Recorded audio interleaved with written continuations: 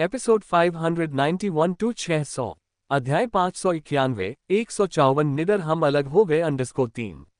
युवक के होठों पर हल्की सी मुस्कान आ गई और उसने अचानक उसका हाथ पकड़कर चलना शुरू कर दिया, उसी घायल बांह को खींचते हुए। पल भर में उसका चेहरा दर्द से पीला पड़ गया। कुछ गड़बड़ महसूस करते हुए युवक ने उसका हाथ छोड़ दिया और घूमकर उसका दूसरा हाथ पकड़ लिया। उसकी हथेलियां चौड़ी और गर्म थीं, शायद पूरे साल बास्केटबॉल खेलने के कारण। उन पर खुरदुरे निशान पड़ गए थे जो उसकी कोमल त्वचा से रगड़ खाते थे, जिससे झुनझुनी और हल्का दर्द महसूस होता था। उस समय उसे यह एहसास नहीं था कि किसी ऐसे व्यक्ति के लिए जिसे कीटाणुओं से बहुत अधिक डर लगता है, किसी अजनबी से अभी अभी मिलने पर उसका हाथ पकड़ना कुछ बहुत ही अलग मायने रखता है। शायद नियति ने इसी मुलाकात के साथ अपने बीज बो दिए थे। अचानक ही वह उसे अपने साथ दौड़ाने लगा, शोरगुल भरी भीड़ के बीच से रास्ता बनाते हुए। शरद ऋतु की ठंडी हवा उनके गालों को सहला रही थी और पत्तियां हवा में धीरे धीरे घूम रही थीं। जैसे ही वह उसे कैंपस के पेड़ों से घिरी सड़क पर ले जा रहा था, सूरज की किरणें पत्तियों के बीच से छनकर उसके चेहरे पर पड़ रही थीं, जिससे उस समय का सबसे मनमोहक और भावपूर्ण दृश्य सामने आ रहा था। वह स्तब्ध होकर घूर रही थी, जिससे अनजाने में ही उसका दिल जोर से धड़कने लगा। अस्पताल में डॉक्टर ने उसके सिर की जांच की और सलाह दी कि उसे किसी बड़े अस्पताल में एक्सरे करवाना चाहिए। युवक ने गर्व से मुस्कुराते हुए कहा, मैंने आपको बचाने की कोशिश में खुद को घायल कर लिया, इसलिए मेरी जिम्मेदारी आपकी है। उस समय उसके मन में बस यही ख्याल था कि उस पर एक बहुत बड़ी मुसीबत आ पड़ी है। चलो चलते हैं, हम बड़े अस्पताल की ओर चलेंगे। मैं अपनी जिम्मेदारियों से पीछे नहीं हटूंगा। युवक ने उसकी सूजी हुई बांह को देखा और उपहास उड़ाते हुए कहा, हमें पहले तुम्हारी बांह पर पट्टी बांध देनी चाहिए। ये तो पहले से ही सूजी हुई है। बेवकूफ, क्या तुम्हें पता नहीं चलता कि चोट लगी है? डॉक्टर द्वारा उसके हाथ पर पट्टी बांधने के बाद वह खिड़की के पास एक बेंच पर बैठ गई। बाहर से छनकर आती धूप का आनंद ले रही थी, जो उसके पूरे शरीर को सराबोर कर रही थी। गर्म धूप में नहाई हुई वह लड़की बेहद सुकून देने वाली और प्यारी लग रही थी। अचानक वह उसके करीब आ गया, उसका सुंदर चेहरा उसकी आंखों के सामने विशाल रूप से उभर आया। उनकी नाकें लगभग छू गईं, जिससे वह हैरानी से उछल पड़ी और लगभग कुर्सी से गिर ही गई, लेकिन युवक ने झट से अपने हाथों से उसकी कमर पकड़ ली। गहरी काली आंखों की एक जोड़ी उसकी आंखों में गहराई से देख रही थी, जिससे उसकी धड़कन तेज हो गई। क्या मैंने तुम्हें पहले कहीं देखा है? संदेह और बारीकी से उसकी निगाहें उसके चेहरे पर टिकी थीं, उसकी खुरदरी उंगलियां उसके चेहरे को छू रही थीं। ये परिचितता कहाँ से आए? उसका दिल लगभग रुक गया था, लेकिन पल भर में ही वह शांत हो गया और मुस्कुराते हुए उसने कहा, क्या लड़कियों को इम्प्रेस करने का यही तुम्हारा तरीका है? ये थोड़ा घिसा पिटा लगता है। युवक ने अपना सिर एक तरफ झुकाया, मानो वह ध्यान से कुछ याद करने की कोशिश कर रहा हो। नहीं, मैंने आपको कहीं देखा होगा। आपका नाम क्या है? उसने अपनी पलकें थोड़ी झुका ली, उन चमकदार मोहक आंखों में देखने की हिम्मत ही नहीं कर पा रही थी। हो सकता है मैं तुम्हें पहले जानती थी, लेकिन 3 साल पहले मेरा एक कार एक्सीडेंट हो गया था और मेरी याददाश्त चली गई। उसने शांत और दूरी बनाए रखते हुए कहा और उसके आलिंगन से निकलकर एक कदम दूर खड़ी हो गई, स्पष्ट रूप से उससे दूरी बनाए रखी। युवक ने अपनी आंखें थोड़ी सिकुड़ी, फिर अचानक हंस पड़ा। उसने अपनी भौहें थोड़ी सी ऊपर उठाई, उसका व्यवहार आत्मविश्वासपूर्ण और उत्साहपूर्ण था। स्मृतिलोप है ना? अच्छा, तो फिर मैं तुम्हें धीरे धीरे मुझे याद दिला दूंगा। तब से उसकी मौजूदगी उसका पीछा करती रही। इसके बाद कैंपस में एक अजीब नज़ारा देखने को मिला, जहां नेशनल स्कूल का वो हैंडसम लड़का, जो मेयर का बेटा था और आमतौर पर लड़कियों से बेपरवाह रहता था, रोज एक लड़की का पीछा करता नजर आया, मानो उससे कोई कर्ज वसूल रहा हो। लेकिन उसके बर्ताव को देखते हुए जो भी लड़का उस लड़की से अपने गुनाह कबूल करने की कोशिश करता, उसे उसकी मार खानी पड़ती। ये साफ था कि वो कर्ज वसूलने वाले से ज्यादा एक संरक्षक की तरह व्यवहार कर रहा था। इससे स्कूल की सभी लड़कियां ईर्ष्या से हरी हो गईं और उस लड़की से इतनी नफरत करने लगी कि उनके दांतों में खुजली होने लगी। फिर भी उस युवा लड़के के लगातार पीछा करने के कारण किसी को भी उससे झगड़ा करने का मौका नहीं मिला। जी यूनिया, ये नाम स्कूल में बेहद मशहूर हो गया। प्रथम वर्ष के हाई स्कूल अनुभाग के कक्षा ए में एक अधेड़ उम्र का पुरुष शिक्षक ब्लैकबोर्ड पर सूत्र लिख रहा था। खिड़की के पास तीसरी पंक्ति में एक सुंदर लड़की एक हाथ से अपना गाल थामे, दूसरे हाथ में कलम घुमाते हुए खेल के मैदान की ओर देख रही थी और अपने विचारों में खोई हुई थी।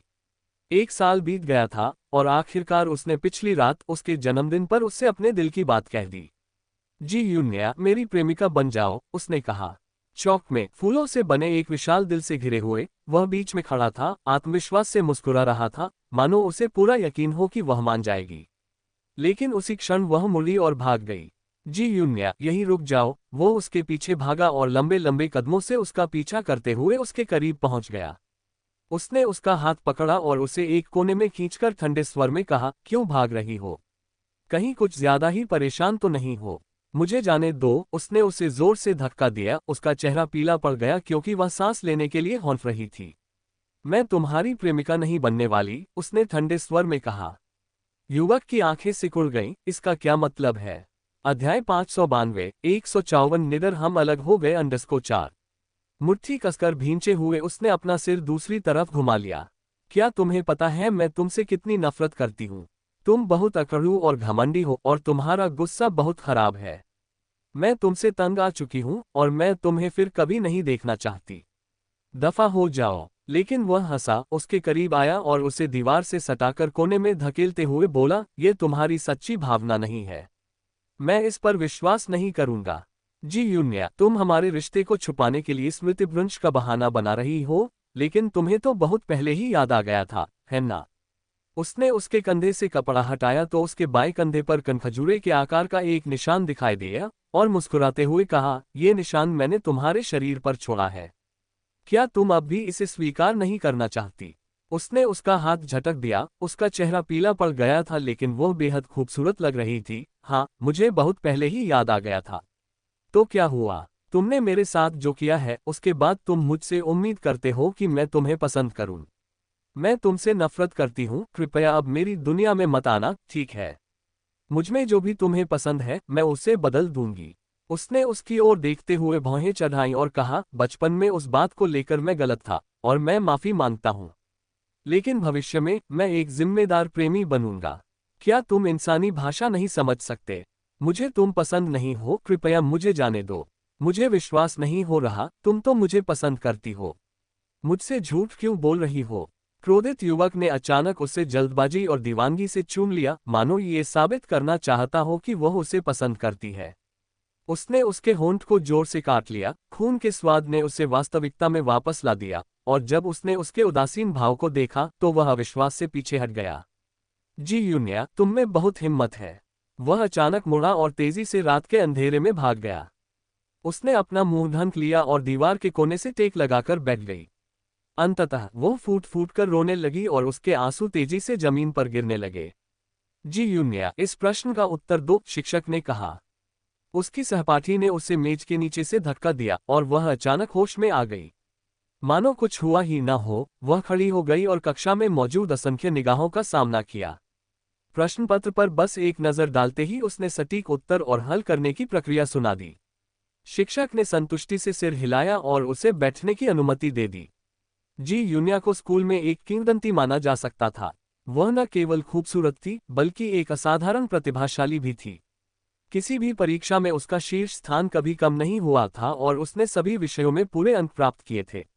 यहाँ तक कि अंक काटे जाने वाले विषय चीनी में भी उसके साफ सुथरे प्रश्न पत्र, सुंदर लिखावट और सटीक उत्तरों ने उसकी परीक्षा लेने वाले शिक्षकों को हमेशा आश्चर्यचकित कर दिया था। पूरे अंक से कम देना तो उचित ही नहीं था। वह एक बेहद खूबसूरत लड़की थी, उसकी सूरत, आकर्षण और शिष्टाचार उसकी हमउम्र लड़कियों से बिल्कुल अलग थे। यहाँ तक कि उसकी पढ़ाई भी बेमिसाल थी, उसकी यह खूबी उसे अवास्तविक बना देती थी। इसलिए जब उस पुरुष देवता के साथ उसके संबंधों की अफवाहें जोर शोर से फैलने लगीं और लोगों को उसे बदनाम करने के लिए कोई सबूत नहीं मिला, तो उन्होंने उसके पृष्ठभूमि पर हमला किया, ये दावा करते हुए कि वह गरीबी से आई है और उस पुरुष देवता के लायक नहीं है। लेकिन वे जल्द ही गलत साबित हुए। अफवाहें थीं कि वह जियांगझोऊ के सबसे अमीर परिवार, युन परिवार की बेटी थी, जो रियल एस्टेट व्यवसाय के लिए प्रसिद्ध था। सीईओ युन शेन को हर कोई जानता था। वह युन शेन की बेटी कैसे हो सकती है जब युन शेन का उपनाम युन था और उसका जी था? भला वह मिस युन कैसे हो सकती है? लेकिन जल्द ही किसी ने भ्रम दूर कर दिया। युन परिवार को पहले जी परिवार के नाम से जाना जाता था। उनके पिता दामाद थे जिन्होंने जी परिवार में शादी की थी और बच्चों ने अपनी मां का पारिवारिक नाम अपना लिया था। उनके नाना के देहांत के बाद जी परिवार युन शेन में समाहित हो गया और युन परिवार बन गया। इसलिए वह निस्संदेह वैध मिस युन थीं। अब जब उनके पारिवारिक पृष्ठभूमि की आलोचना नहीं की जा सकती थी, तो स्कूल की लड़कियों ने पूरी तरह से हार मान ली। उसका अस्तित्व ही अन्य लड़कियों को हीन महसूस कराने के लिए काफी था, और समय बीतने के साथ साथ यह धारणा और भी मजबूत होती गई। उसकी सहपाठी ने प्रभावित होकर उसे अंगूठा दिखाया। वह दिवास्वप्न देख रही थी और फिर भी उसने बिल्कुल सही जवाब दिया। उसका दिमाग आखिर काम कैसे करता है। वह हल्की सी मुस्कुराए और चुप रही। उसकी सहपाठी अचानक उसके करीब आए और बोली, यूनिया, मैंने सुना है कि उस लड़के ने तुमसे अपने प्यार का इजहार किया है, क्या ये सच है? उनकी आंखों में जिज्ञासा की चमक थी। नहीं, ऐसा कैसे हो सकता है? हर जगह यही बात फैली हुई है। सब कह रहे हैं कि उस लड़के का इकरारनामा ठुकरा दिया गया है और आज वो बहुत ही खराब मूड में है। क्या तुमने सच में मना कर दिया? वो तो हमारे स्कूल की सभी लड़कियों का चहेता है, तुम उसे कैसे मना कर सकती हो? उसकी सहपाठी उससे भी ज्यादा परेशान थी।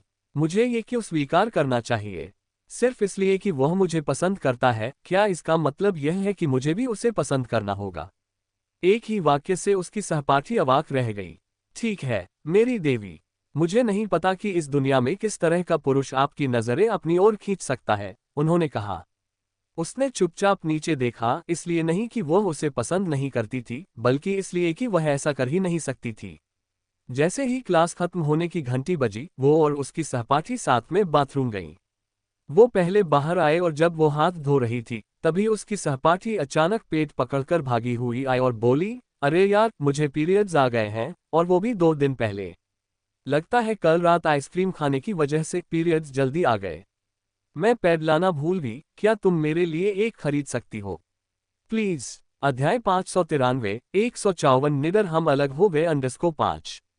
उसका चेहरा सख्त हो गया, लेकिन उसने जल्दी से मुस्कुराते हुए सिर हिलाया और कहा, ठीक है, मैं सुविधा स्टोर जाकर आपके लिए इसे खरीद लाऊंगी। कुछ ही कदम चलने के बाद उसकी सहकर्मी ने पीछे से आवाज लगाई, ABC को बुलाओ। क्या? वह अचंभित होकर पीछे मुड़ी। उसकी सहपाठी ने उसे ऐसे देखा मानो वह कोई अजनबी हो। सैनिटरी पैड का ब्रांड कहीं तुम ये भी नहीं जानती? क्या तुम सच में औरत हो? वह घबराहट में लगभग भाग ही गई थी। हर कोई उसकी सुंदरता, उसकी प्रतिभा, उसके व्यवहार और उसके संस्कारों से ईर्ष्या करता था, लेकिन क्या वे जानते थे कि एक देवी के समान वह परिपूर्ण महिला भी उनसे, इन साधारण महिलाओं से ईर्ष्या करती थी। सुविधा स्टोर में सैनिटरी पैड चुनते समय 2-3 लड़के वहां से गुजरे, उनकी आंखों में उपहास का भाव था। देवी को मासिक धर्म हो रहा था, और जल्द ही यह खबर पूरे स्कूल में ऐसे फैल गई मानो उसे पंख लग गए हों। वह स्कूल की मुख्य सड़क पर काले प्लास्टिक बैग को कसकर पकड़े हुए चलती थी, खासकर तब जब कुछ लड़के उसे अर्थपूर्ण ढंग से देखते थे। उसका चेहरा तो शांत था, लेकिन प्लास्टिक की थैली को पकड़े हुए हाथ की नसें उभरी हुई थीं। अपनी सहपाठी को सामान देने के बाद वह दौड़कर वापस कक्षा में गई और अपनी डेस्क पर झुककर हौंफने लगी। उसकी आंखों से अनजाने में आंसू बहने लगे। दोपहर में स्कूल के बाद वह खाना खाने नहीं गई, बल्कि अपनी डेस्क पर ही सो गई। थोड़ी देर बाद उसकी सहपाठी एक गिलास पानी लेकर आए और उसे देते हुए बोली, स्कूल के सबसे हैंडसम लड़के ने तुम्हारे लिए ये भेजा है, देखो कितना ख्याल रखता है। ये सोचकर कि तुम्हें पीरियड्स हो रहे हैं, उसने तुम्हारे लिए ब्राउन शुगर वाला पानी भी तैयार कर दिया है। लेकिन बताओ, क्या मासिक धर्म संक्रामक हो सकता है? तुम्हें भी यह कैसे हो गया? उसकी सहपाठी कुछ हैरान थी। वह लगभग 1 साल से यूनिया के साथ डेस्क साझा कर रही थी, और उसके मन में एक सवाल था जिसे उसने कभी खुलकर पूछने की हिम्मत नहीं की थी। यूनिया ने अपना सिर उठाया, भूरे रंग के चीनी के पानी से भरे प्याले को देखा और उसका गहरा रंग उसकी आंखों में चुभ गया।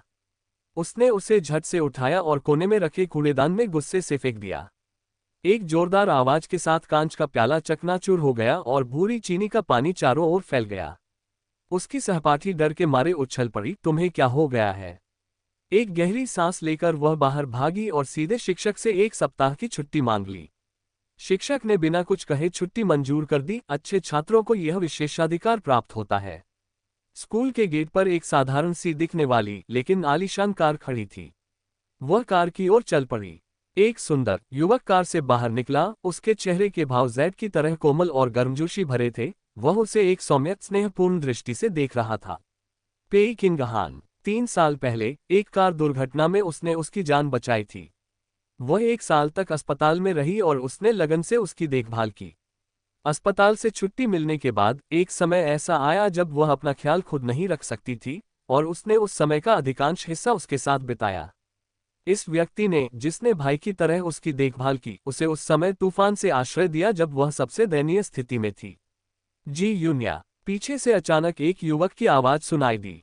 यूनिया का शरीर एक पल के लिए अकड़ गया, फिर अगले ही पल वह पीछे मुड़े बिना उस आदमी की ओर चल पड़ी। युवक दौड़कर आया और उसका हाथ पकड़ते हुए बोला, तुम वापस यहीं आना। अचानक छुट्टी पर क्यों चली गई थी? मुझे जाने दो, उसने ठंडे स्वर में उसकी ओर देखते हुए कहा। तुम मेरे कौन हो कि मुझे तुम्हें सफाई देनी पड़े? युवक ने आह भरते हुए कहा, कल रात मुझसे गलती हो गई। क्या आप मेरी माफी स्वीकार करेंगे? मुझसे नाराज मत होना। या क्या ये तुम्हारी सहपाठी है? अचानक एक कोमल नम आवाज सुनाई दी। यह अप्रैल की हवा की तरह हल्की थी, जो दिल को सुकून से भर देती थी। यान सोंग ने सतर्कता से ऊपर देखा तो उसे यूनिया के पास आता हुआ लंबा व्यक्ति दिखाई दिया। सचमुच वह एक ऐसा व्यक्ति था जो जैद की तरह चमक रहा था। यूनिया के बगल में खड़ा होकर वे दोनों एक सामंजस्यपूर्ण और मनमोहक दृश्य प्रस्तुत कर रहे थे। उसकी आंखों में एक गहरी उदासी छा गई जब उसने ठंडेपन से उस आदमी को घूरते हुए पूछा, तुम कौन हो? उसने याया को इतने आत्मीयता से पुकारा।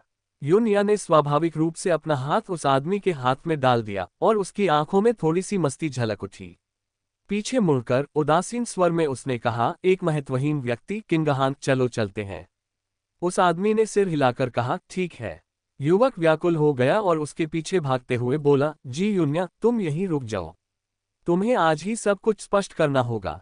यूनिया अचानक रुक गई और धीरे धीरे पीछे मुड़ी। उसका चेहरा ठंडा लेकिन बेहद खूबसूरत था। यान सोंग अचानक रुक गया। क्या आप यह नहीं जानना चाहते थे कि मैंने आपको क्यों अस्वीकार किया? ठीक है, मैं आज ही बता देती हूँ, उसने मुस्कुराते हुए अपने बगल में बैठे आदमी की ओर देखते हुए कहा। वही है जिसे मैं पसंद करती हूँ, मैं पहले से ही उसके साथ हूँ। इसलिए कृपया मुझे अब और परेशान न करें। उसने उस व्यक्ति की आंखों में पल भर के लिए उमड़े अपार आश्चर्य को नजरअंदाज नहीं किया, न ही अपने सामने बैठे युवक के अचानक पीले पड़ गए चेहरे को। उस क्षण उसने दो पुरुषों के दिलों को कुचल दिया। नहीं, ये सच नहीं है। तुम मुझे धोखा नहीं दे सकते। यान सोन को इस बात पर जरा भी यकीन नहीं हुआ। उसने सहज ही यूनिया को पकड़ने के लिए हाथ बढ़ाया, लेकिन पेई किंगहान ने पीछे हटकर उसे रोक दिया। उसकी निगाहें ठंडी और दूर थीं। पेई किंगहान का दबदबा ऐसा था जिसकी तुलना युवा यान सोंग नहीं कर सकता था। अध्याय 594, 154 निडर हम अलग हो गए _6। अपमान की उस गहरी भावना ने आमतौर पर गर्व करने वाले युवक को पूरी तरह से शर्मिंदा कर दिया। सहपाठी, याया मेरी प्रेमिका है, कृपया भविष्य में उसे फिर कभी परेशान न करें, वरना मुझे असभ्य होने के लिए दोष न दें। उस लहजे में एक छिपी हुई चेतावनी थी। यान सोंग ने यूनिया को घूरते हुए कहा, मुझे इस पर बिल्कुल यकीन नहीं होता। यह मत सोचो कि तुम मुझे किसी भी आदमी से बेवकूफ बना सकती हो, बस इंतजार करो। मुझे विश्वास नहीं होता कि मैं तुम्हारा दिल नहीं जीत सकता। पेई किंगहान ने उपहास उड़ाते हुए कहा, यह सचमुच हास्यास्पद है। क्या आपको लगता है कि मैं कोई नाटक कर रही हूँ? बोलते हुए उसने यूनिया की ठुड्डी ऊपर की ओर उठाए, अपना सिर नीचे किया और धीरे धीरे उसके होठों को चूमने के लिए आगे बढ़ा। यूनिया ने देखा कि उसका सुंदर चेहरा उसके करीब आता जा रहा है। अगर यह सब नाटक होता तो यान सोंग, जो इतना बुद्धिमान है, अगर कुछ भी बनावटी लगता तो उसे जरूर समझ जाता। उसे चुंबन स्वीकार कर लेना चाहिए और उसे पूरी तरह से हार मान लेने देना चाहिए। लेकिन अंततः वह इसे जारी नहीं रख सकी। अपना सिर घुमाते ही उस आदमी का चुंबन चूक गया और वह क्षण भर के लिए स्तब्ध रह गया। यूनिया सबसे पहले निकली। उसने कार का दरवाजा खोला और अंदर घुस गई। यान सोंग ने घमंडी अंदाज में अपनी भौहें उठाईं। वह जानता था कि वह नाटक कर रही है। ये सोचकर कि इससे मैं पीछे हट जाऊंगी, सपने देखती रहूंगी। पेई किंगहान ने तुरंत संभल कर मुस्कुराते हुए कहा, वह थोड़ी शर्मीली है, दूसरों के सामने स्नेह दिखाने की आदी नहीं है। इसे गलत मत समझो। इतना कहकर उसने यान सोंग की ओर अर्थपूर्ण दृष्टि डाली। उसकी आंखों में थोड़ी सी ठंडक झलक रही थी और वह कार में बैठने के लिए मुड़ गया। गाड़ी को जाते हुए देखकर यान सोंग चिल्लाया, जी यूनिया, तुम बस मेरा इंतजार करो। मैं तुम्हें इस जन्म में कभी जाने नहीं दूंगा। यूनिया कार में शांति से बैठी थी। उसकी निगाहें खिड़की से गुजरते हुए नज़ारों पर टिकी थीं और उसने धीरे से कहा, मुझे पहले हुई घटना के लिए खेद है। पेई किंगहान मुस्कुराई और बोली, मुझे मदद करके बहुत खुशी हुई। अगर भविष्य में कभी ऐसी कोई स्थिति आए तो मुझे याद दिलाना। मौन। कुछ देर बाद पेई किंगहान ने उसकी ओर देखा, झिझकी और पूछा, तुम उसे पसंद करती हो, है ना? प्रकाश और छाया के खेल में नहाई हुई लड़की की पलकें थोड़ी सी कांप उठी और उसके हाथ उसके घुटनों पर कस गए। नहीं, तुम झूठ बोल रहे हो। उनका स्वर इतना कोमल था कि सहजता से दिल की बेचैनी को शांत कर देता था। क्या तुम्हें एहसास है कि तुम झूठ बोलने में कितनी बुरी हो? उसके जैसे चाहने वाले के सामने ऐसी चाल चलने की कोई जरूरत नहीं थी, फिर भी तुमने उसे हार मानने पर मजबूर करने के लिए मेरा इस्तेमाल किया। तुम जरूरत से ज्यादा विरोध कर रही हो, उसे पसंद करने के अलावा तुम्हारे पास और क्या बहाना है? यूनिया ने अपनी आंखें बंद कर ली। क्या तुम्हें लगता है कि तुम मुझे इतनी अच्छी तरह समझते हो? मैं तुम्हें जानता तो नहीं, लेकिन मैं तुम्हारी सोच समझता हूं। उसने आह भरी, कोशिश करके देखते हैं क्या, शायद वो मान जाए। मैं ऐसे परिणाम पर दांव नहीं लगाऊंगा जिसकी विफलता निश्चित हो। पेई किंगहान ने आह भरी, उसका हाथ पकड़ा और उसे अपनी ओर मोड़ते हुए कहा, अगर रोने का मन करे तो रो लो। मेरा कंधा हमेशा तुम्हारे लिए सहारा बनकर रहेगा। फिर भी लड़की ने हठपूर्वक मुस्कुराते हुए अपने होंठ सिकोड़ते हुए कहा, जीवन लंबा है और भावनाएं जीने के लिए कभी भी आवश्यक नहीं होती हैं। पेई किंगहान उसे गले लगाने के लिए झुका और यून या एक पल के लिए छटपटाने लगी। उसने उसे कसकर पकड़ लिया और उसके कान में फुसफुसाया, तुम मेरा दिल तोड़ रही हो। यूनिया ने अपनी आंखें बंद कर ली, आलिंगन में खुद को खो दिया और कमजोरी के इस क्षण को खुद में समाहित होने दिया। या अगर एक दिन तुम थक जाओ और शादी करने के लिए किसी को ढूंढना चाहो तो मेरे बारे में सोचना। लेकिन मुझे वैसे भी बच्चों से कोई खास लगाव नहीं है, और अगर तुम चाहो तो हम किसी अनाथालय से बच्चा गोद ले सकते हैं। अगर नहीं तो हम अंत तक एक साथ सादा जीवन बिताएंगे। जब हम बूढ़े हो जाएंगे तो हम दुनिया से दूर किसी एकांत जगह पर चले जाएंगे, जहां हम फूलों को खिलते और मुरझाते देखेंगे, बादलों को बहते देखेंगे। मुझे तुम्हारा हाथ थामने दो और हम धीरे धीरे साथ साथ बूढ़े होते जाएंगे। उनकी मधुर आवाज ने एक ऐसा प्रभावशाली चित्र प्रस्तुत किया जो अत्यंत भावपूर्ण था। मुझे खेद है, वह बस इतना ही कह सकी। उस आदमी ने आह भरी, कोई बात नहीं, हमारे पास दुनिया का सारा समय है। हाँ, उनके पास दुनिया का सारा समय था, वे दोनों बहुत जवान थे। उसने सोचा था कि वह जीवन भर उसके साथ रह सकता है, लेकिन उसे यह नहीं पता था कि उसका सोचा हुआ जीवन मात्र 2 साल का था। अगर उसे भविष्य का पता होता तो वह उसका हाथ थामे रहता और कभी नहीं छोड़ता। योजक चिन्ह, योजक चिन्ह, योजक चिन्ह। वह बहुत डरपोक थी, नुकसान से बहुत भयभीत थी, इसलिए यदि किसी के पास कभी कोई चीज नहीं होती तो उसे खोने का डर कभी नहीं होता। अंततः उसने उस लड़के को अपने जीवन से पूरी तरह से बाहर निकाल दिया। मेयर यान का कार्यकाल समाप्त होते ही परिवार राजधानी लौट आया। तब से वह राजधानी का अभिमानी और घमंडी उत्तराधिकारी बन गया और वह जियांगझोऊ के एक धनी परिवार की वारिस। दोनों की दुनिया बिल्कुल अलग थी और उनके रास्ते फिर कभी नहीं मिले। पारिवारिक स्नेह की लालसा में उसके रिश्तेदारों ने झूठ का एक मकबरा बुना, उसे अपने जाल में फंसा लिया, उसे रिश्तेदारी की धारणाओं से भ्रमित किया और फिर धीरे धीरे उसे खाई में धकेल दिया। मियाओ मियाओ की मृत्यु के बाद ही यूनिया ने आखिरकार इन रिश्तेदारों के घिनौने चेहरे देखे। दुर्भाग्य से तब तक उसके पास बचने का कोई रास्ता नहीं बचा था। अध्याय 595, 154 डरो मत, हमारा रिश्ता टूट गया _7।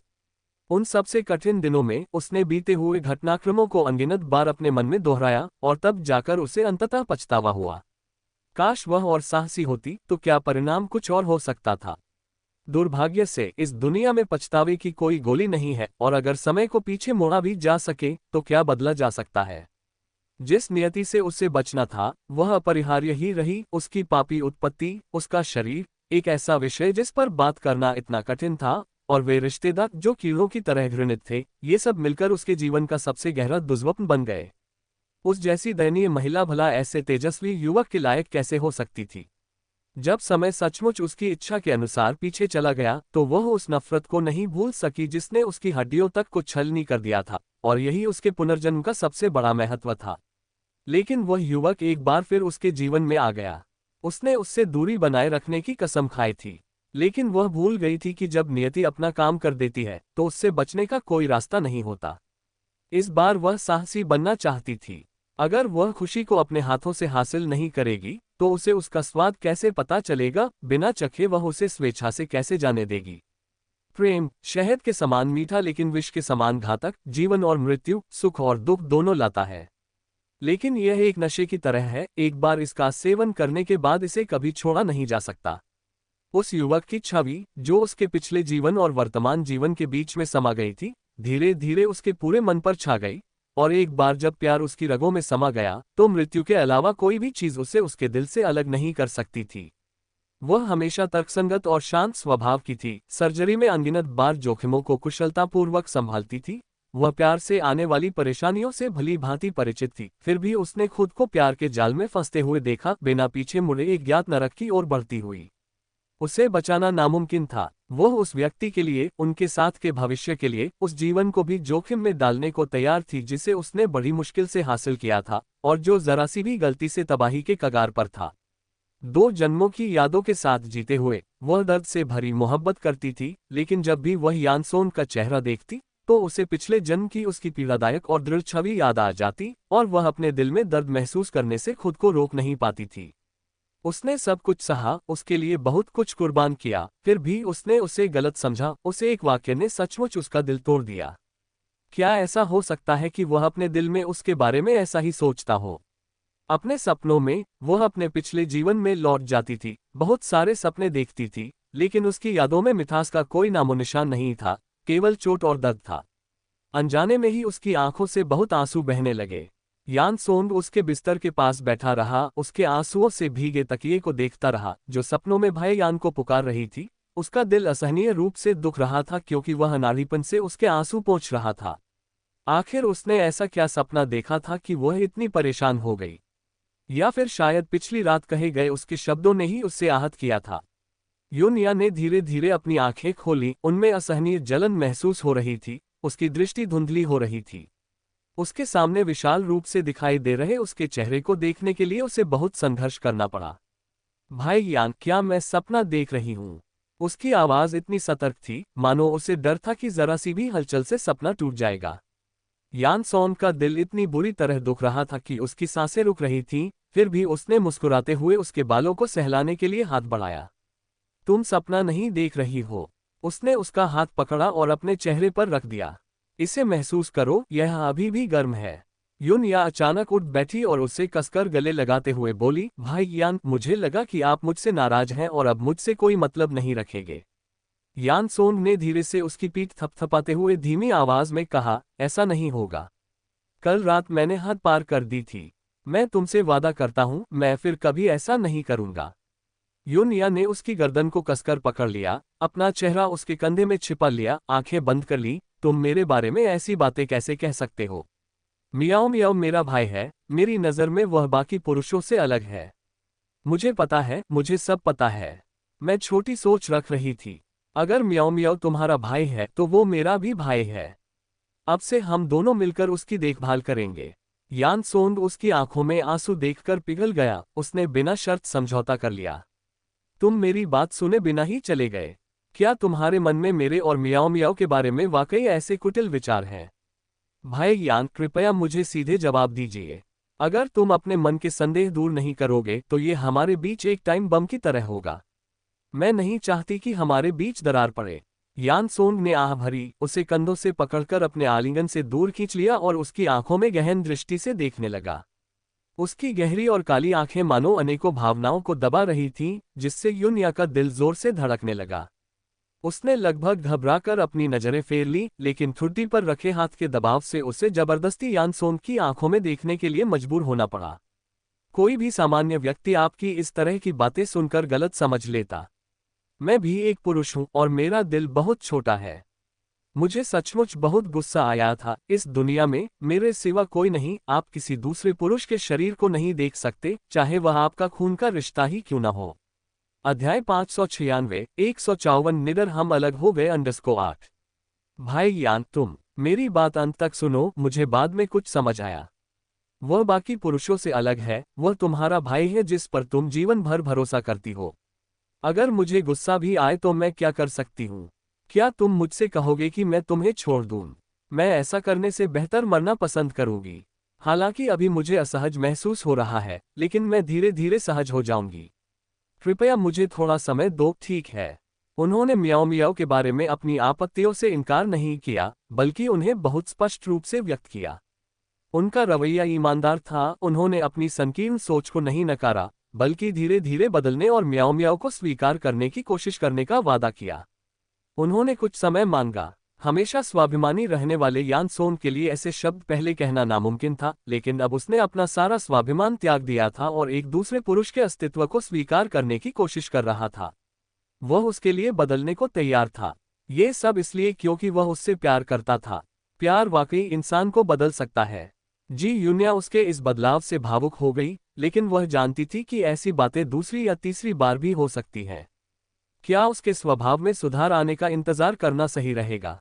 तब वह भाई यान नहीं रहेगा जिससे वह प्यार करती थी, लेकिन वह हार मानने को भी तैयार नहीं थी। भाई यान, मेरे लिए अपनी इच्छा के विरुद्ध बातें मत कहो। तुम यान सोंग हो, स्वाभिमानी यान सोंग। मैं तुम्हें इस तरह संघर्ष करते नहीं देखना चाहती। दर्द को लंबे समय तक सहने से बेहतर है कि उसे जल्द से जल्द खत्म कर दिया जाए। चलो अलग हो जाते हैं, जी यून्या ने सहज भाव से कहा। यान सोंग की आंखें अविश्वास से चौड़ी हो गईं। तुमने क्या कहा? ब्रेकअप? जी यून्या, मैंने जो कुछ भी कहा उसके बाद भी तुम मुझसे ब्रेकअप करना चाहती हो? सपने देखना बंद करो। उसका लहजा भयावह और उग्र था, उसकी निगाहें जी यून्या पर टिकी हुई थीं। जी यून्या ने आह भरी, भाई यान, क्या आप मुझसे नाराज हैं? यान सोंग ने चुपचाप दांत पीसते हुए कहा, जब तुम मुझसे अलग होने की बात कर रही हो तो मैं शांत कैसे रह सकता हूं? मुझसे अलग होना? हाँ, इसके बारे में सोचना भी मत। एक बार तुम मेरे साथ जुड़ गई तो फिर उतरना मुश्किल है। जी यून्या की आंखें और भी ठंडी हो गईं, और उसकी आवाज में एक अजीब सा भाव था। इस तरह हमारा रिश्ता ज्यादा दिन नहीं चलेगा। बेहतर यही होगा कि हम जल्द ही अलग हो जाएं और अपने अपने रास्ते चले जाएं। तुम्हारा गुस्सा इतना तेज है कि जब मन करता है मुझ पर भड़क उठते हो। कोई भी इसे बर्दाश्त नहीं कर सकता। बेहतर होगा कि तुम ऐसी लड़की ढूंढ लो जो तुम्हारे गुस्से को सह सके और तुम्हारी हर बात मान ले। अचानक यान सोंग ने उसका हाथ इतनी जोर से खींचा कि जी यून्या दर्द से कराह उठी। तुम्हारा मतलब क्या है? मैं तुम्हारे सामने पहले ही झुक चुकी हूं और तुम अब भी मेरे गुस्से की शिकायत कर रहे हो। मैं क्या करूं ताकि मैं संतुष्ट हो जाऊं? तुम मुझे चोट पहुंचा रहे हो, जी यून्या ने भौहें चढ़ाते हुए कहा। यान सोंग को तब अपनी गलती का एहसास हुआ और उसने झट से हाथ छोड़ दिया और जी यून्या की बांह पर पड़े निशान को चिंता से देखते हुए कहा, जी यून्या, मुझे माफ कर दो, मेरा ऐसा करने का इरादा नहीं था। जानबूझकर हो या अनजाने में, नुकसान तो हो ही चुका है। क्या एक साधारण माफी मेरे पहले हुए दर्द की भरपाई कर सकती है? भाई यान, यह मत सोचो कि सिर्फ इसलिए कि मैं तुमसे प्यार करती हूं तुम इतने घमंडी हो सकते हो। मैं तुम्हारे इस बुरे स्वभाव से तंग आ चुकी हूं।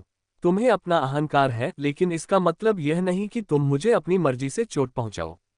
अगली बार क्या होगा? जी यून्या ने सीधे उसकी आंखों में देखा। उसकी निगाहें इतनी स्पष्ट थीं कि यान सोंग को नग्नता का एहसास हुआ। भाई यान, मैं इस चर्चा को लेकर गंभीर हूं। चलो अलग हो जाते हैं। यान सोंग ने बिना सोचे समझे ही कह दिया, मैं असहमत हूं। अगर तुम मुझसे रिश्ता तोड़ना चाहते हो तो शायद अगले जन्म में, या तब भी यह संभव नहीं है। उसे एक बच्चे की तरह बेतहाशा इधर उधर पैर पटकते देख जी यून्या की आंखों में थोड़ी सी मस्ती झलक उठी, लेकिन वह तुरंत ही ठंडक की एक परत से ढक गई। यह मेरी ओर से एक तरफा घोषणा है। इससे कोई फर्क नहीं पड़ता कि आप सहमत हैं या नहीं। अब से मैं अविवाहित हूं। यान सोंग ने गुस्से में पैर पटके। वो ब्रेकअप की बात क्यों कर रही थी? उसने अपनी गलती मान ली थी और उसका रवैया अब भी इतना अच्छा था। फिर भी वो ब्रेकअप क्यों करना चाहती थी? उससे आखिर क्या गलती हुई थी? अध्याय 597, 155 अत्यंत मार्मिक, भावुकता के लिए कोई जगह नहीं। तुम मुझसे किस आधार पर रिश्ता तोड़ रहे हो? मैं सहमत नहीं हूं, बिल्कुल सहमत नहीं हूं। बेहतर होगा कि तुम यह विचार अपने दिमाग से निकाल दो। यान सोंग ने अपने पैर मजबूती से जमा लिए। उसके चेहरे पर अडिग विरोध का भाव था। यून्या ने अपने होठों के कोने को हल्का सा दबाया और बस करवट बदलकर लेट गई। मैं थक गई हूं, भाई यान, आपको पहले चले जाना चाहिए। यान सोंग और भी कुछ कहना चाहता था, लेकिन यून्या के पीले चेहरे को देखकर वह रुक गया और जाने के लिए मुड़ गया। थोड़ी देर बाद वह दलिया का एक कटोरा और कुछ अन्य व्यंजन लेकर वापस आया और उसे बिस्तर के पास वाली मेज पर रखते हुए बोला, उठो और कुछ खा लो। वह फिर से गुस्से में चला गया। कमरे से निकलते समय वह दरवाजे को धीरे से बंद करने में विशेष सावधानी बरतता था। यून्या ने मुस्कुराते हुए अपना सिर हिलाया, सहारा लेकर बैठ गया और दलिया का कटोरा उठाकर उसे सूंघा। उसकी खुशबू कितनी मनमोहक थी, ये निस्संदेह भाई यान की कारीगरी थी। धीरे धीरे दलिया खत्म करने और अपना पेट सहलाने के बाद वह फिर से लेट गया। छत को टकटकी लगाए एक पल वह बीते जीवन के दृश्यों का सपना देख रहा था, और अगले ही पल उसने भाई यान को गुस्से से पागल होते हुए कल्पना की। उसके होठों के कोनों पर धीरे धीरे एक कोमल मुस्कान फैल गई। इस बार वह पीछे नहीं हटेगी, वह साहसी बनेगी, परिणाम चाहे जो भी हो, मुझे कोई पछतावा नहीं होगा। भाई यान, आपको भी कड़ी मेहनत करनी होगी, कृपया मुझे निराश मत करना। यान सोन बैठक कक्ष में सोफे पर बैठा था, अपने घुटनों पर मुट्ठी कसकर बांधे हुए। उसका चेहरा गंभीर था, उसकी भौहें सिकुड़ी हुई थीं, उसका पूरा हाव भाव कह रहा था, दूर रहो। जीडी दबे पांव उसके आसपास घूमने लगी। क्या ये युवती से कोई बहस थी? कमरे में ध्वनिरोध ठीक नहीं था, ऐसा लग रहा था जैसे अभी अभी उनकी लड़ाई हुई हो। युवती ने तो ब्रेकअप की बात भी की थी। अगर यह पहले हुआ होता तो जीडी खुश होती, उनका अलग हो जाना बेहतर होता, लेकिन अब उस युवक को इतना बेचैन देखकर वह इसे बर्दाश्त नहीं कर सकी। अफसोस, वह बहुत ही कोमल हृदय की थी। युन मियाओ बालकनी के कालीन पर पहेलियों से खेल रही थी। उसे इस बात का बिल्कुल भी अंदाजा नहीं था कि उसकी वजह से तूफान आने वाला है। वह पूरी तरह से पहेलियों की अपनी दुनिया में डूबी हुई थी। ब्रेकअप शब्द सुनते ही उसका मन भड़क उठता था। उसने पहले ही माफी मांग ली थी, फिर भी वह ब्रेकअप पर क्यों अड़ी हुई थी? काश वह अपना सिर फोड़कर देख पाता कि आखिर अंदर क्या चल रहा है। कहते हैं कि एक स्त्री का हृदय एक अथाह सागर होता है। आज उसने इसे प्रत्यक्ष रूप से देखा था, और वह इस बात से पूरी तरह अनजान था कि वह वास्तव में क्या सोच रही है। क्या वह प्रेमी के रूप में पर्याप्त विनम्र या विचारशील नहीं था? या क्या वह अपने कर्तव्यों को निभाने में विफल रहा? वह शांत हुआ और इस स्थिति तक पहुंचने वाली घटनाओं पर ध्यानपूर्वक विचार करने लगा। कल रात मियाओ मियाओ की पैंट ठीक करते समय उसने कुछ नासमझी भरी बातें कह दी, जिससे मियाओ मियाओ गुस्सा हो गई और झगड़ा शुरू हो गया, और इसी से सारा बवाल शुरू हुआ। वह मानता है कि उसने बिना सोचे समझे आवेग में आकर ये शब्द बोल दिए थे। उसने थोड़ी देर पहले ही दिल से माफी मांग ली थी। तर्क के हिसाब से तो मामला सुलझ जाना चाहिए था, फिर भी ऐसा क्यों? अचानक उससे युनिया के कहे शब्द याद आ गए। क्या उसे इस बात का डर था कि उसने वे माफीनामे बेईमानी से किए थे? क्या उसे उसके स्वाभिमान को ठेस पहुंचने का डर था, इसलिए उसने रिश्ता तोड़ना बेहतर समझा?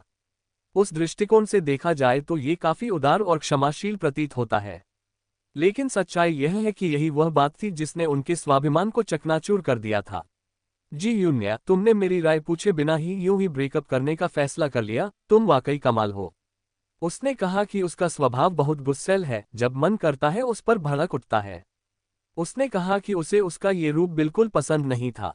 यान सोन की आंखें धीरे धीरे स्थिर हुईं। आखिरकार उसका यही गुस्सैल स्वभाव था जिससे उसे असुरक्षा महसूस होती थी। उदाहरण के लिए, पिछली रात उसे यूं ही चले नहीं जाना चाहिए था। उस समय वह बहुत डरी हुई और निराश रही होगी। यान सोन ने पहले कभी अपने गुस्से को समस्या नहीं समझा था, लेकिन अब उसे इसका सामना करना ही था। उसे यह बेचैनी सता रही थी कि अगर उसने अपने गुस्से पर काबू नहीं पाया तो वह युनिया को हमेशा के लिए खो देगा।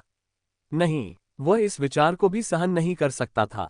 एक बार फिर अपने स्वाभिमान और युनिया के बीच चुनाव करने की स्थिति में उसने बिना किसी झिझक के युनिया को ही चुना। युनिया की तुलना में उसका आत्मसम्मान और गर्व कितना था। इसके विपरीत, यदि वह युनिया को खो देता तो उसके द्वारा संरक्षित गर्व और आत्मसम्मान की भावनाएं उसके लिए क्या मायने रखती। उसने कभी कल्पना भी नहीं की थी कि एक दिन वह उस गौरव को त्याग देगा जिसे उसने एक दशक से अधिक समय तक पाला पोसा था, जो उसकी रग रग में समाया हुआ था, और वह भी सिर्फ एक महिला के लिए। शर्मिंदगी महसूस करने की बजाय ये बिल्कुल सही लगा। अगर वह अपना गुस्सा काबू में कर ले तो क्या वह उससे रिश्ता नहीं तोड़ेगी? हाँ, यही वजह होगी। जब तक वह ब्रेकअप की बात करना बंद कर देगी तब तक वह उसकी हर बात मानने को तैयार रहेगा। यान सोन को आशा की किरण दिखाई दी, उसकी आंखें चमक उठीं। मियाओ मियाओ अब उसके लिए कोई मुद्दा नहीं थी, अब सबसे जरूरी था युनिया का हृदय परिवर्तन कराना। कुछ सोचते हुए वह बालकनी की ओर चला गया और वहां खड़ा होकर मियाओ मियाओ को देखने लगा। शायद ऊपर पड़ रही छाया ने मियाओ मियाओ की दृष्टि बाधित कर दी थी। उसने चिड़चिड़ाते हुए अपनी आंखें ऊपर उठाईं और अपने सामने खड़े लंबे कद के व्यक्ति को घूर कर देखा। अध्याय 598 155 अत्यंत मार्मिक भावुकता के लिए कोई जगह नहीं छोड़ता _2। जब आसपास कोई बाहरी व्यक्ति नहीं होता था तो वह यान सोन के प्रति अपनी नापसंदगी को बिल्कुल भी नहीं छिपाता था। यान सोन को भी उसका रवैया बुरा नहीं लगा। वह नीचे झुककर उसकी आंखों में देखने लगा और मुस्कुराते हुए बोला, मियाओ मियाओ, क्या तुम मुझे पसंद नहीं करती? मियाओ मियाओ ने बिना किसी झिझक के सिर हिलाया। क्या यह इसलिए है क्योंकि मैं याया के साथ हूं? उसने सहमति में सिर हिलाया। लेकिन हम क्या कर सकते हैं? अगर मैं याया से रिश्ता तोड़ दूं तो वो बहुत बहुत दुखी होगी। क्या तुम याया को दुखी देखना चाहते हो? युन मियाओ ने बिना किसी झिझक के अपना सिर हिलाया। वह याया को दुखी नहीं देखना चाहता था।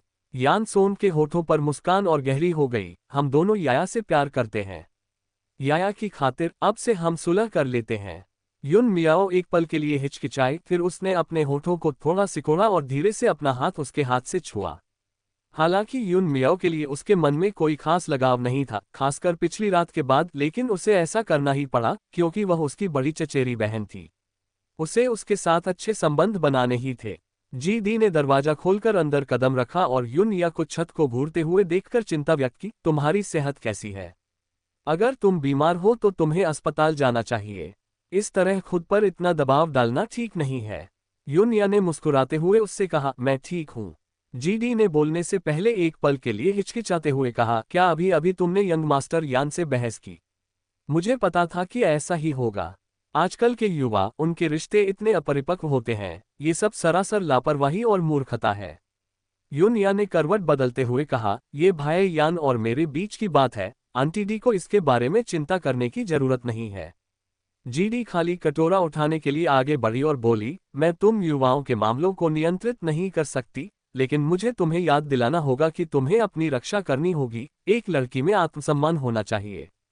युन ने अपने सिर पर चादर ओढ़ ली। वह और कुछ सुनना नहीं चाहती थी। जीडी खाली कटोरा लेकर चली गई। युनया को नींद आ गई और उसे पता ही नहीं चला कि कब वह दोबारा सो गई। जब वह उठी तो सूरज डूब रहा था।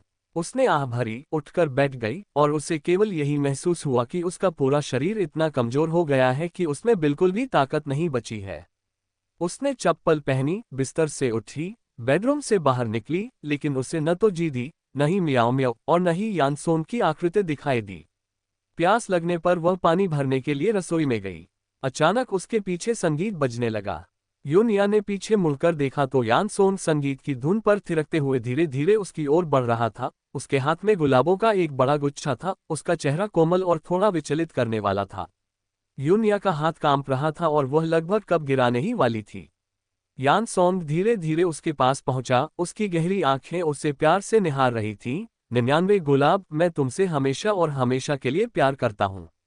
युन एक कदम पीछे हटी, तभी अचानक यानसोन ने उसे घेर लिया और उसकी पीठ शीशे की छत से लग गई। उसने उसे घूरते हुए कहा, हमारा ब्रेकअप हो चुका है। ये सब क्या है? यानसोन के चेहरे पर कोई भाव नहीं बदला। उसने धीरे से मुस्कुराते हुए कहा, तो मुझे फिर से तुम्हें मनाने दो। जी युन्या, मेरी प्रेमिका बन जाओ।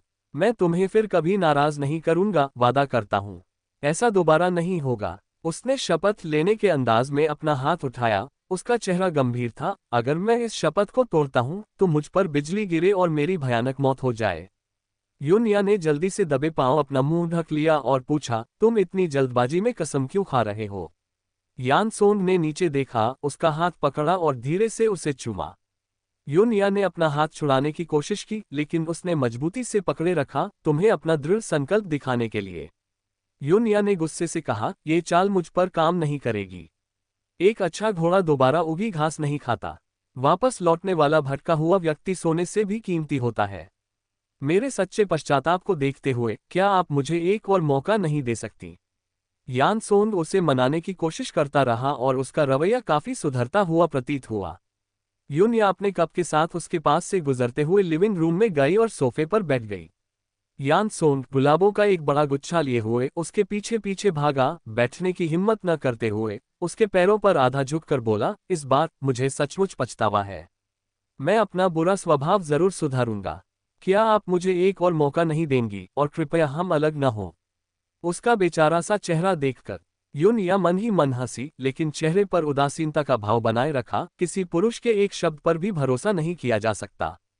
तुम्हारे साथ रहकर परेशान होने से बेहतर है कि मैं अकेले ही रहूं, आजाद और बेफिक्र। यान के ने तो यहां तक कहा था कि तुम घरेलू हिंसा की ओर झुकाव रखते हो। यान के तुम्हारा सगा भाई है, वो बिना वजह ऐसा कैसे कह सकता है? अब लगता है उसकी बातों में कुछ सच्चाई है। यान सोंग ने दांत पीसते हुए यान के को मानसिक रूप से खूब खरी खोटी सुनाई। बस देखते रहो वापस आकर मैं तुमसे कैसे निपटता हूँ। यूनिया ने उसका उग्र चेहरा देखा और अपनी भौहें सिकोड़ ली। अपनी गलती का एहसास होते ही यानसोंग ने मुस्कुराते हुए कहा, वह लड़का हमेशा बकवास करता है, उसकी एक बात पर भी विश्वास नहीं किया जा सकता। मुझ पर विश्वास करने के बजाय उस पर कैसे विश्वास किया जा सकता है? मैं तो इतना सौम्य और दयालु हूँ, भला मैं किसी के साथ दुर्व्यवहार कैसे कर सकता हूँ? वह मुझ पर झूठे आरोप लगा रहा है।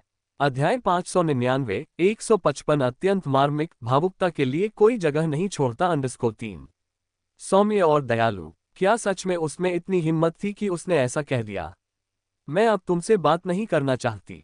बस जाओ, मैंने मन बना लिया है, अब से हम अलग अलग रास्ते अपनाएंगे। यानसोंग अचानक खड़ा हो गया, वह इसे और सहन नहीं कर पा रहा था, उसकी छाती तेजी से ऊपर नीचे हो रही थी। वह इतने निर्मम शब्द कैसे कह सकती थी, हम अलग अलग रास्ते अपना लेंगे? क्या अतीत का सारा प्यार और स्नेह झूठा था? क्या उसके मन में उसके लिए सचमुच कोई भावना थी भी? यानसोंग का मन कर रहा था कि वो उसके कंधे पकड़कर उससे पूछे, लेकिन आखिरी क्षण में उसने खुद को रोक लिया। अधीरता बड़ी योजनाओं को बर्बाद कर सकती है, और धैर्य शब्द सिर पर लटकी हुई तलवार के समान है। या मैं अपना गुस्सा जरूर काबू में कर लूंगी। तुम मुझे मार सकती हो या डांट सकती हो, लेकिन प्लीज फिर कभी ब्रेकअप की बात मत करना। यानसोंग बेताब थी, लगभग उसके सामने घुटनों के बल बैठ गई। यूनिया ने उसे इतना विनम्र पहले कभी नहीं देखा था। उसने सोचा कि अब उसे परेशान करना बंद करने का समय आ गया है। पिछली रात का गुस्सा भी शांत हो चुका था, और अगर वह ऐसा करती रही तो वह सचमुच भड़क सकता है, जो वह नहीं चाहती थी। वैसे भी अभी बहुत समय है, इसलिए धीरे धीरे आगे बढ़ो। क्या आपको वाकई पता है कि क्या गड़बड़ थी? यूनिया के लहजे में नरमी देखकर यानसोंग ने तुरंत सिर हिलाया। अगर मुझे फिर गुस्सा आया तो? उसकी नजरें इधर उधर घूमी और कॉफी टेबल पर रखे पीठ खुजलाने वाले यंत्र पर टिक गईं। उसने उसे उठाया और यूनिया को देते हुए कहा, इससे मुझे मारना। यूनिया को खुश करने और ब्रेकअप से बचने के लिए वह अपना मर्दाना घमंड भी त्यागने को तैयार था। अगर यूनिया उससे अभी कूदने को कहे तो शायद वह इमारत से कूदने में भी संकोच नहीं करेगा। यूनिया को दया आए, फिर भी उसे अपना चेहरा सख्त रखना पड़ा। अपना हाथ आगे बढ़ाओ। यानसोंग ने आज्ञाकारी भाव से अपनी हथेली आगे बढ़ा दी। यूनिया ने धीरे से उसे 2 बार थपथपाया। अगर तुमने मुझसे दोबारा अपना आपा खोया तो कोई बातचीत नहीं होगी। अगली बार ऐसा नहीं होगा। यूनिया सोफे पर पीछे झुक गई। मुझे यूजी से कुछ सूप पकौड़ी चाहिए। यानसोंग तुरंत खड़ी हो गई। मैं तुम्हारे लिए उन्हें खरीद लाऊंगी। ये कहते ही वह खड़ा हुआ और जाने लगा। 2 कदम चलने के बाद वह वापस मुड़ा और यूनिया के हाथों में गुलाब थमाते हुए बोला, 99 गुलाब तुम्हारे लिए। फिर वह बड़े बड़े कदमों से चला गया। यूनिया ने अपनी बाहों में पकड़े गुलदस्ते को देखा। चमकीले लाल गुलाब बेहद आकर्षक और मनमोहक थे, उनकी खुशबू हवा में तैर रही थी। उसने एक बार सूंघा, उसके होठों के कोने अनायास ही मुस्कुरा उठे और उसके दिल में एक मीठी गर्माहट फैल गई। अपने पिछले जीवन की तुलना में भाई यान में बहुत बदलाव आया था, फिर भी कुछ हद तक नहीं। उसके लिए उसका प्यार पहले जैसा ही मजबूत था, लेकिन पिछले जीवन में उनका प्यार विनाशकारी था। वह हमेशा चिड़चिड़ा और जल्दी गुस्सा करने वाला था, और जब भी वे मिलते वे एक दूसरे को चोट पहुंचाते थे। ये सोचकर यूनिया के दिल में असहनीय दर्द उठा। ये सब उसकी कमजोरी की वजह से हुआ। कार दुर्घटना के बाद उसे अपनी शारीरिक स्थिति का पता चला, जो जन्मजात थी। उसके पिता के जनन कोशिकाओं के अविभाजन के कारण एक एक्स गुणसूत्र की कमी, जो एक गुणसूत्रीय असामान्यता थी। यह एक जन्मजात बीमारी थी। अन्य रोगियों की तुलना में उसकी स्थिति काफी बेहतर थी। कम से कम वह दिखने में सामान्य थी और उसकी लंबाई औसत थी। दुर्भाग्य में यह एक सौभाग्य की बात थी। डॉक्टरों ने तो यहाँ तक कह दिया कि चिकित्सा जगत में उसका विकास एक चमत्कार था। हालांकि उसकी आंतरिक समस्याएं अधिकांश लोगों की तुलना में अधिक गंभीर थीं और वह सर्वोत्तम उपचार का समय चूक चुकी थी। इसके अलावा उसकी प्रतिरक्षा प्रणाली कमजोर थी, जिससे दवाइयों से इलाज उसके लिए बेहद जोखिम भरा हो गया था, क्योंकि कोई भी दवा जानलेवा शारीरिक एलर्जी पैदा कर सकती थी। जन्मजात डिम्बग्रंथि हाइपोप्लासिया का मतलब था कि इस जीवन भर वह कभी भी एक सच्ची महिला नहीं बन सकती थी। यही कारण था कि वह जीलानी से इतनी नफरत करती थी। जीलानी को उसकी हालत के बारे में सब पता था, लेकिन उसने कभी उसका इलाज नहीं करवाया। वह उसकी माँ थी, फिर भी उसने उसे सिर्फ एक साधन के रूप में इस्तेमाल किया, कभी उसकी भलाई के बारे में नहीं सोचा। उसे हीन भावना और कमजोरी का एहसास होता था, खासकर अपने प्रिय व्यक्ति के सामने। ये हीन भावना लगातार बढ़ती गई, जिसके कारण वह बार बार यान सोंग को अपनी दुनिया से दूर धकेलती रही और अकेलेपन में अपने घावों को सहती रही। यही उसके पिछले जन्म की त्रासदी का कारण था। इस जीवन में वह उस त्रासदी को दोहराना नहीं चाहती थी। उसने ठान लिया था कि वह न केवल मियाओ मियाओ को ठीक करेगी बल्कि खुद को भी ठीक करेगी, भले ही यह जोखिम भरा हो। मैरी ने कहा कि अगर वह सावधान नहीं रही तो इसके परिणाम अकल्पनीय होंगे और उसे इस बारे में अच्छी तरह सोचने के लिए कहा, खासकर इसलिए क्योंकि उसकी स्थिति बहुत ही अनोखी थी। उसने इस बारे में अच्छी तरह सोच विचार कर लिया था। अगर इस दूसरे जीवन में वह अपने प्रिय व्यक्ति के साथ नहीं रह पाई तो वह कभी खुश नहीं रह पाएगी। इसलिए वह जोखिम उठाने को तैयार थी। अब ऐसा लग रहा था कि अतीत की कठिनाइयां व्यर्थ नहीं गई थीं। भाई यान जोखिम उठाने लायक थे। उसी समय जीडी मियाओ मियाओ के साथ किराने का सामान खरीद कर लौटी। युन मियाओ ने युनिया को देखा और तुरंत खुशी से दौड़कर उसके पास गई और उसे कुछ कॉटन कैंडी दी। युनिया ने मुस्कुराते हुए सिर हिलाया और कहा, मुझे अभी भूख नहीं है। युन मियाओ युनिया के बगल में बैठी नाखुश दिख रही थी और उसने कॉटन कैंडी को चाट लिया। शायद वह बहुत स्वादिष्ट थी। आनंद से उसकी आंखें सिकुड़ गईं। अध्याय 155 अत्यंत मार्मिक भावुकता के लिए कोई जगह नहीं छोड़ता _4। युनिया ने मियाओ मियाओ की ओर देखा, जो सिर्फ एक कॉटन कैंडी से पूरी तरह संतुष्ट थी, और धीरे से अपने होठों के कोनों को सिकोड़ा। मियाओ मियाओ की खुशी बहुत ही सरल थी। जब जी लानई को पता चला कि मियाओ मियाओ जन्म से ही मूक बधिर है तो वह उसे देश भर के छोटे बड़े अस्पतालों में ले गई, लेकिन हर बार उसे निराशा ही हाथ लगी। उसकी अपनी बीमारी के ठीक होने की संभावना मियाओ मियाओ की तुलना में कहीं अधिक थी, लेकिन जी लानई ने इस पर ध्यान नहीं दिया और उसकी हालत बिगड़ने दी। क्या उसे इस बात का एहसास नहीं था कि इससे एक महिला को कितना नुकसान हो सकता है? जी लानई द्वारा बेटियों की तुलना में बेटों को तरजीह देना कोई रहस्य नहीं था, और मियाओ मियाओ के इलाज की कोई उम्मीद न रहने पर ही उसने आखिरकार अपनी बेटी की ओर ध्यान दिया और उसे केवल अपने अहंकार को संतुष्ट करने के लिए एक उपकरण के रूप में इस्तेमाल किया। ये सोचते ही युनिया को सीने में बेचैनी महसूस हुई। उसका चेहरा पीला पड़ गया, जिससे मियाओ मियाओ ने चिंता से उसकी ओर देखा। उसका मुंह खुला रह गया क्योंकि वह कुछ कहना चाहता था लेकिन कुछ बोल नहीं पा रहा था। उसका चेहरा घबराहट से लाल हो गया था। युनिया मुस्कुराए और अपना सिर थपथपाते हुए बोली, मैं ठीक हूँ, बस कुछ अप्रिय बातें याद आ गईं, पर वो सब बीत चुकी हैं। अब हम आगे से और भी बेहतर होते जाएंगे। मियाओ मियाओ कुछ उलझन में दिख रहा था। उसकी निगाहें युनिया पर टिकी थीं, जिसे उससे ये उम्मीद नहीं थी कि वह समझ जाएगा। उसने कॉटन कैंडी का एक टुकड़ा खाया और आंखें चौड़ी करके कहा, कितनी मीठी है। जी दी ने रसोई से झांकते हुए कहा, उस कॉटन कैंडी का अभी तक भुगतान नहीं हुआ है। दुकानदार ने मियाओ मियाओ को पहचान लिया और आप दोनों के साथ फोटो खींचवाना चाहा, खुद को आपका प्रशंसक बताकर। उसने मियाओ मियाओ को लगभग डरा ही दिया था। जब और लोग इकट्ठा होने लगे तो मैं जल्दी से उसके साथ भाग गई। मैं जरूरी सब्जियां भी नहीं खरीद पाए। किसने सोचा था कि आप इतने मशहूर हो जाएंगे। अब बाहर जाते समय हम क्या करेंगे? युनिया ने युन मियाओ की ओर मुस्कुराते हुए देखा। क्या मियाओ मियाओ डर गई थी? युन मियाओ ने पहले सिर हिलाया, फिर ना कहा। युनिया उसकी बात समझ गई और बोले बिना नहीं रह सकी, उन लोगों का असल में कोई बुरा इरादा नहीं है। अगर मियाओ उनसे बात करेगी तो उसे पता चल जाएगा कि वे सब अच्छे लोग हैं और तुम्हारे सच्चे प्रशंसक हैं। युन मियाओ ने अपनी कोमल भौहें सिकोड़ते हुए पूछा, पंखे क्या होते हैं? क्या इन्हें खाया जा सकता है? अपनी हंसी दबाते हुए युनिया ने धैर्यपूर्वक समझाया, यहाँ के प्रशंसक वो नूडल्स नहीं हैं जो हम खाते हैं, बल्कि एक विदेशी शब्द फैंस है, जिसका अर्थ है आपके प्रशंसक। ये सभी आपको बहुत पसंद करते हैं और आपसे बात करना और आपके साथ तस्वीरें लेना चाहते हैं। वे आपको नुकसान नहीं पहुंचाएंगे। युन मियाओ ने कुछ समझदारी से सिर हिलाया, तो मैं याया की प्रशंसक हूं। जो कुछ उसने सीखा उसे तुरंत अमल में लाते हुए युनिया ने हंसते हुए कहा, और मैं मियाओ मियाओ का प्रशंसक हूं। दोनों आपस में हंसी मजाक कर रहे थे कि अचानक बाहर से दरवाजा खुल गया। यान सोंग एक बैग लेकर अंदर आया, तेजी से चलकर आया और उसे मेज पर रख दिया। उसने डिस्पोजेबल चॉपस्टिक निकाली और गर्मागर्म सूप का एक पकौड़ा युनिया के मुंह की ओर बढ़ा दिया। इसे गर्म रहते ही खा लें। युनिया ने देखा कि यान सोंग का सिर पसीने से तर था और सूप के पकौड़े भाप से भरे हुए और बेहद स्वादिष्ट थे। यहां से यूजी तक कार से लगभग आधे घंटे का सफर था। जब तक आप लौटते तब तक सब कुछ ठंडा हो चुका होता। इसके अलावा यूजी बहुत लोकप्रिय था और वहां सूप पकौड़ी खरीदने के लिए लोगों की लंबी कतारें लगी रहती थीं।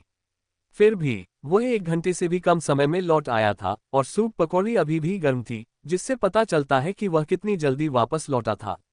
यूनिया ने एक निवाला लिया और देखा कि यान सोंग ने बेचैनी से पूछा, क्या यह अच्छा है?